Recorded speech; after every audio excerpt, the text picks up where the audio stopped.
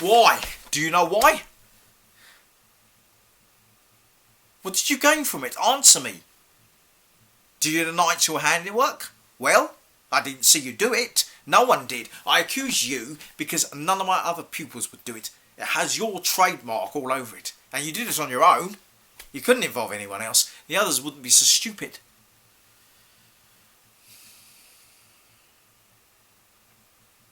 Aren't you going to speak? I shall take your silence as a confession of guilt. Well, thank you for not wasting my time with fatuous denials. At least you spared me that. Not did you have the enfant terror to let the blame fall on some other innocent person. Selfish disregard for the well-being of others. Only you're too clever to try. Yes, that made you look at me. You knew you wouldn't get away with it. Why'd you do it? I'd like an explanation or at least an excuse. Take your time. I can wait. Destruction for destruction's sake. Take it. Are you too ashamed to hold it in your hands?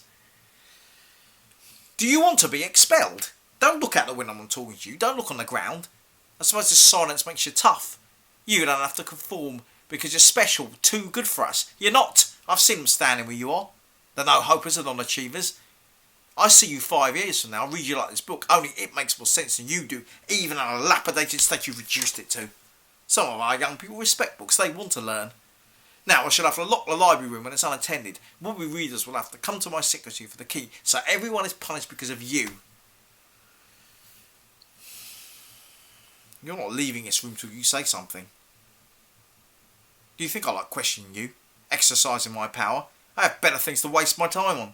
I get no satisfaction out of knocking my head on a brick wall. I do it so you can't tell yourself you had no chance. You're not going to deceive yourself on that. You had every chance.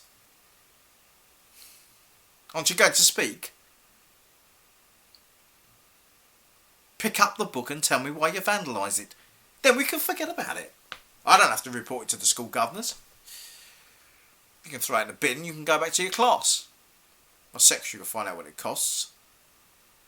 You can pay for it in weekly instalments. We'll set a sum you can afford.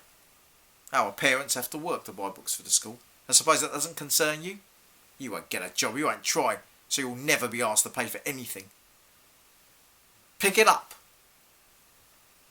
It makes a difference with what you do. It makes a great deal of difference when the school property is destroyed. I did concern myself with you once, when you and your intake entered the school. I had hopes, all of you.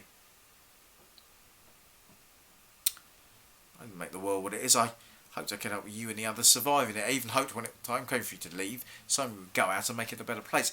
That's why I became a teacher. There, I could have said something about my life to you. Can't you confess about a book? Just say you regret what you've done. You don't even have to mean it. Just make the gesture what decent, civilised people do. Then we have a foundation to build a relationship on.